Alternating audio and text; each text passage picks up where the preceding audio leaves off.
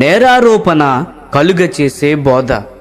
లోకము తన కుమారుని ద్వారా రక్షణ పొందుటకే గాని లోకమునకు తీర్పు తీర్చుటకు దేవుడాయనను లోకములోనికి పంపలేదు. యోహాను సువార్త 3వ అధ్యాయము 17వ వచనము గమనించండి. మనము దేవుని వాక్యము బోధించినప్పుడు దేవుని ప్రజలకు అపరాధ భావన కలిగించి వారు నేరారోపణలోనికి వెళ్ళినట్లు మనము బోధించకూడదు. పాపము వలన కలుగు భ్రమచేత ఎవడును కఠినపరచకుండునట్లు నేడు అను సమయము ఉండగానే ప్రతిదినము ఒకరినొకడు ప్రోత్సహించుకోవాలి. హెబ్రీలకు రాసిన పత్రిక 12వ అధ్యాయము 13 నుంచి 15 వచనములు గమనించండి.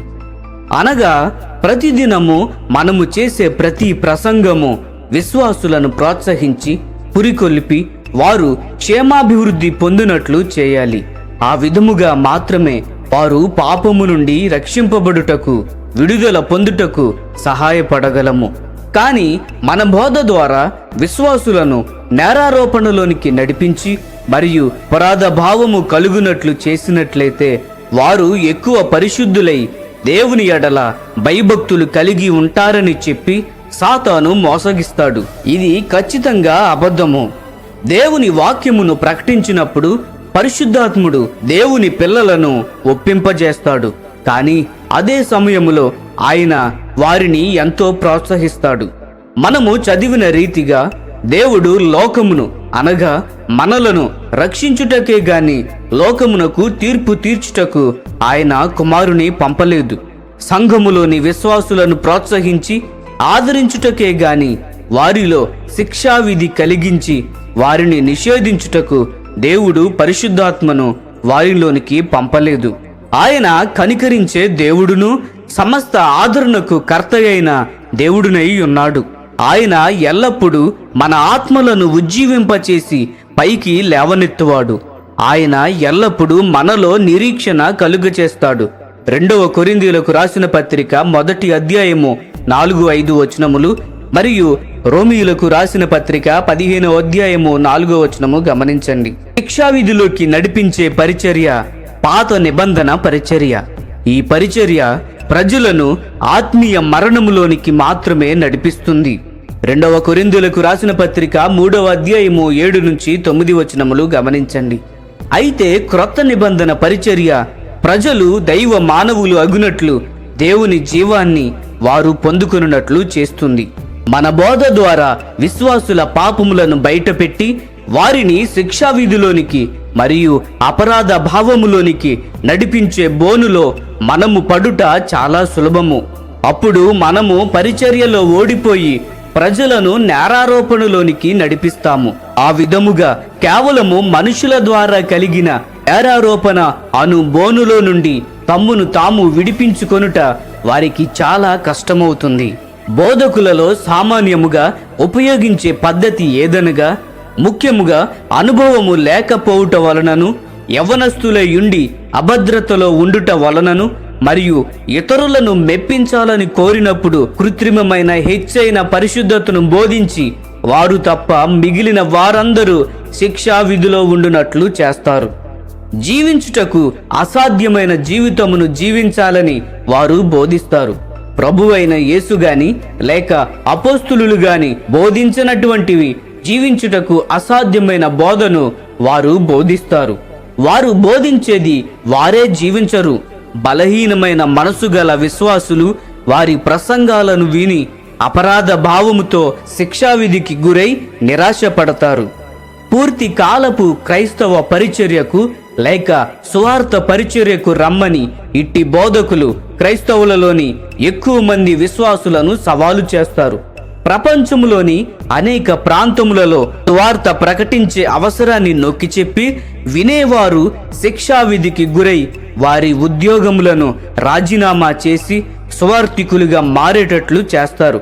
కానీ ప్రభువైన యేసు గాని లేక అపోస్తులు గాని ఎవరిని లోకములోనికి ఆ విధముగా పంపలేదు. సర్వలోకమునకు వెళ్ళి సువార్త ప్రకటించి శిష్యులనుగా చేయమని ప్రభువైన యేసు చెప్పారు.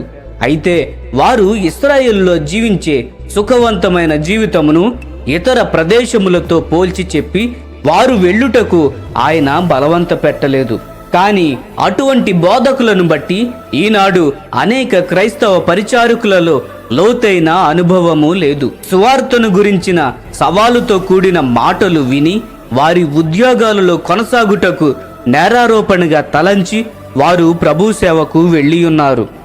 దేవుడు వారిని తన పరిచర్యకు పిలవనే లేదు, కానీ వారు నేరారోపణకు గురి అయి వెళ్ళారు. పూర్తి కాలపు పరిచర్య ఎంత పవిత్రమైనదంటే దేవుడే స్వయముగా మనలను పిలువని ఎడల మనము చేయకూడదు. ఈనాడు క్రైస్తవములలో దశమ భాగము గురించి మరియు ఇవ్వడము గురించి అపరాధ భావములు కలుగచేసి ఈ విధముగానే ఎక్కువగా బోధిస్తున్నారు. దేవుని పరిచర్యకు ఇవ్వనట్లయితే విశ్వాసులకు గొప్ప శిక్షావిధి కలుగుతుందని భయపెట్టుచున్నారు. దురాశ పరులైన ఇటువంటి బోధకులు పరిచర్యలకు ఎంతో కష్టపడి సంపాదించిన వేలాది రూపాయలను వారు ఇచ్చుచున్నారు. పేద విశ్వాసులకు ఈనాడు ఇటువంటి బోధకులు ఎంతో కీడు చేయుచున్నారు. మరియు ఇదంతయు ప్రభువైన యేసు నామములోనే జరుగుచున్నది. ప్రభువైన యేసు బలవంత పెట్టి ఈ విధానమును ఉపయోగించినట్లు అసలు చూడనే చూడము. యోహాను సువార్త 14:15 మీరు నన్ను ప్రేమించిన ఎడల నా ఆజ్ఞలను గైకొందురని ఆయన చెప్పారు. పేతురుతో ఆయన ఇట్లన్నారు, మిగతా వాటన్నిటికంటే నీవు నన్ను ఎక్కువగా ప్రేమించినట్లయితే నా గొర్రెలకు కాపరిగా ఉండి మరియు వాటిని మేపుము. యోహాను సువార్త 21:15-17 గమనించండి. సంతోషముగా విధేయులగు వారిని ఆయన ప్రేమించును. 2 కొరింథీయులకు రాసిన పత్రిక 9:7 గమనించండి. ఏ బోధకుని చేతనైనను బలవంత పెట్టబడక స్వచ్ఛందముగాను సంతోషముగాను చేసే సేవయే క్రొత్త నిబంధనలో దేవుని విధానము. తెలివైన బోధకులు పెట్టే ఒత్తిడికి మరియు పరిశుద్ధాత్ముని యొక్క నిర్మలమైన నడిపింపునకు మధ్య ఉన్న భేదము మనకు తెలిసి ఉండాలి. ప్రజలను దెయ్యములు పట్టినప్పుడు అవి వారి స్వాతంత్రమును దొంగిలించి మరియు వారిని పూర్తిగా అదుపులో పెట్టును. కానీ పరిశుద్ధాత్ముడు ఎవ్వరిని దయ్యము వలె పట్టడు. పరిశుద్ధాత్మతో నింపబడతాము. పరిశుద్ధాత్మతో నింపబడిన తరువాత కూడా నిర్ణయించుకునే స్వాతంత్రాన్ని ఆయన మనకు ఇచ్చి పూర్తి స్వాతంత్రాన్ని ఇస్తాడు. సాతాను వలె మరియు అనేక బోధకుల వలె పరిశుద్ధాత్ముడు మన స్వంత చిత్తాన్ని తీసివేయడు లేక బలవంత పెట్టడు. మనము ఆత్మలో స్వతంత్రులమై నడుచుకోవాలంటే అపరాధ భావన కలిగించే ప్రసంగాలను వెంటనే పసికట్టి వాటిని తెలుసుకొని వాటిని విసర్జించాలి.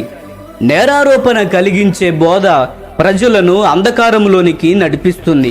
అయితే ప్రభువైన యేసు తరువాత పరిశుద్ధాత్మయును ప్రజలను స్వతంత్రులుగా చేయుటకు వచ్చి ఉన్నారు.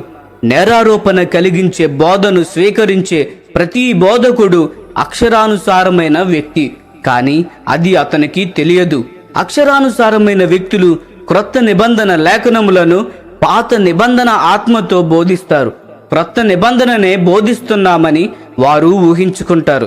కానీ క్రొత్త నిబంధన ఆత్మను కలిగి ఉండకుండానే ఆత్మానుసారమైన నవీన స్థితిని కలిగి ఉండకుండా బోధించినట్లు సాతాను వారిని మోసగించి ఉన్నాడు. క్రొత్త నిబంధనలో సువార్త అక్షరానుసారమైన ప్రాచీన స్థితి కలది కాదు, కానీ ఆత్మానుసారమైన నవీన స్థితి కలిగి ఉన్నది. ప్రభువైన యేసు యొక్క మాటలే ఆత్మయు మరియు జీవమును అయి ఉన్నవి. యోహాను సువార్త 6:63 గమనించండి. ఆత్మానుసారమైన పరిచర్య ఎన్నటెన్నటికి బలవంత పెట్టదు లేక శిక్షావిధి కలిగించదు, కానీ ఎల్లప్పుడూ ప్రోత్సహించి పురికొలిపి మరియు నిత్య నిరీక్షణ కలిగిస్తుంది. మన దేవుడు మన తలలను దించుకొననివ్వడు, మనలను సిగ్గుపడనీయడు. కీర్తనలు 3:3 ఆయనకు విధేయుల మగుటను బట్టి మనలను ఎన్నటెన్నటికి సిగ్గుపరచడు. స్కూలులో ఉన్న టీచర్లు విద్యార్థులు విధేయులగునట్లు వారిని సిగ్గుపరచవచ్చును, కానీ ప్రేమించే తల్లిదండ్రులు ఆ విధముగా చెయ్యరు. సంతోషముగా విధేయులగునట్లు వారి పిల్లలను తండ్రులు ప్రోత్సహిస్తారు. 1 కొరింథీ 4:14-15 గమనించండి. ఈ విషయంలో మన మంద అనగా సంఘములోని వారి ఎడల మన వైఖరిని బట్టి మరియు తండ్రులమై ఉన్నామా లేక టీచర్లమై ఉన్నామా అన్నది కనుగొనగలము. మన సంఘాలలో టీచర్లు కేవలము బోధించేవారు అవసరము లేదు. మనకు తండ్రులు అవసరమై ఉన్నారు. పరిశుద్ధాత్ముడు కలిగించే ఒప్పుదలకును మరియు ధర్మశాస్త్రము కలిగించే శిక్షావిధికి మధ్య ఉన్న తేడాను మనము గుర్తించాలి. నేరారోపణ కలిగించే బోధ ప్రజలను శిక్షావిధిలోనికి మరియు నిరాశలోనికి నడిపిస్తుంది. కాబట్టి వారు జయించు వారొగునట్లు ఆత్మలో జీవ సరఫరాను సమృద్ధిగా పొందుకొని స్వతంత్రులు కాలేరు.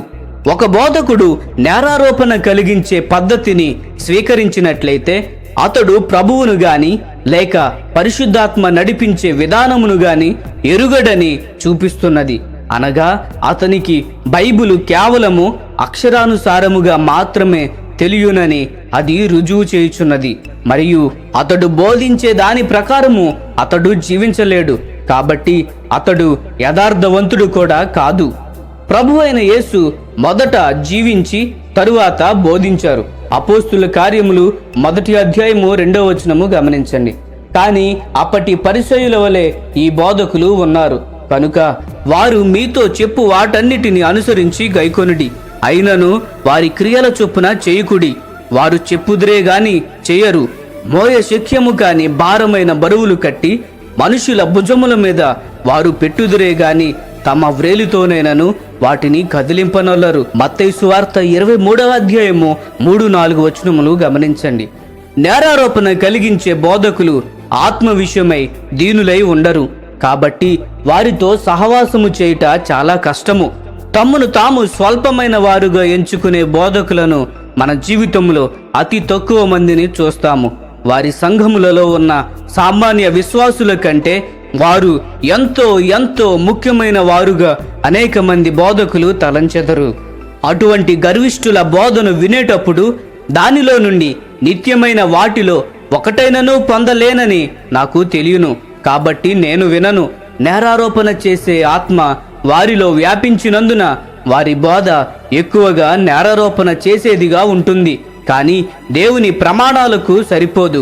వారి గురించి వారు ప్రవక్తలని అనుకుంటారు గాని నిజమైన ప్రవక్తలకుండే కనికరము వారికి ఉండదు. అటువంటి దురహంకారము గల బోధకులు పరలోక రాజ్యమును స్వతంత్రించుకొనలేరు. మత్తయి సువార్త 5వ అధ్యాయము 3వ వచనము గమనించండి. పరలోక రాజ్యాన్ని వ్యక్తపరిచే స్వతంత్రులుగా చేసే ఆత్మతో నింపబడినట్లుగా వారు ఇతరులను నడిపించలేరు. అటువంటి బోధకులు సహోదరుల మధ్య అన్యోన్య సహవాసమును కట్టలేరు. లేక వారు క్రీస్తు శరీరమును వ్యక్తపరిచే స్థానిక సంఘమును ఏ స్థలమైందనను కట్టలేరు. వారిని మెచ్చుకొని పొగిడే సమాజములను మాత్రమే కట్టగలరు. అటువంటి దౌర్భాగ్య స్థితి నుండి దేవుడు మనలను కాపాడునుగాక. సాధారణముగా యవ్వనస్తులు ఇటువంటి బోధ చేయుటకు మనము ఎక్కువగా గమనిస్తాము. కానీ యవ్వనస్తులు తమ్మును తామే తీర్పు తీర్చుకొని కృపను అంతకంతకు పొందుకొనుచు దేవుని కృపలో ఎదగని ఎడల వారు అలాగే కొనసాగి పెద్దవారై తరువాత సంఘ పెద్దలు కూడా అవ్వవచ్చును. కాబట్టి ఇతరులు దేవునికి విధేయులగుటకు ఇటువంటి నేరారోపణ కలిగించే బోధ ఎన్నటికీ చేయకుండునట్లు మనము నిర్ణయము తీసుకోవాలి. ఇటువంటి బోధ ద్వారా మనము నేరారోపణలోనికి వెళ్లకుండా ఇటువంటి బోధకులను మనము అనుమతించకూడదు. ఇటువంటి అక్షరానుసారమైన బోధకులుగా మనము ఉన్నట్లయితే మారు మనసు పొంది మరియు తండ్రులుగా ఉండుటకు కోరేదము. ప్రభువైన యేసు ఈ లోకములో బ్రతికిన దినములన్నిటిలోనూ కృపతోనూ సత్యముతోనూ నింపబడిన వాడై కృపాసత్య సంపూర్ణుడుగా తన మాటల ద్వారాను క్రియల ద్వారాను కృపను సత్యమును వ్యక్తపరచుటలో ప్రభువు మహిమను చూడగలము. యోహాను సువార్త 1వ అధ్యాయము 14వ వచనము గమనించండి. అదే మహిమ మనలో ఉండి కూడా వ్యక్తపరచబడునుగాక. ఆమెన్. ప్రియ స్నేహితులారా, అటువంటి నేరారోపణ కలిగజేసే బోధలో నుండి మనము వేరైపోవాలి. నేరారోపణ కలిగించే బోధ, అదే అపరాధ భావమును కలిగించే బోధ ప్రజలను బంధకాలలోకి నడిపిస్తుంది. యేసుక్రీస్తునందే మనకు స్వతంత్రత కలిగి ఉన్నది. ఈ సందేశములు మీకు ఆశీర్వాదకరముగా ఉన్నట్లయితే లైక్ చేయండి, సబ్స్క్రైబ్ చేయండి, అనేకులకు షేర్ చేయండి. మీ విలువైన అభిప్రాయములను కామెంట్ రూపంలో మాతో పంచుకొనండి.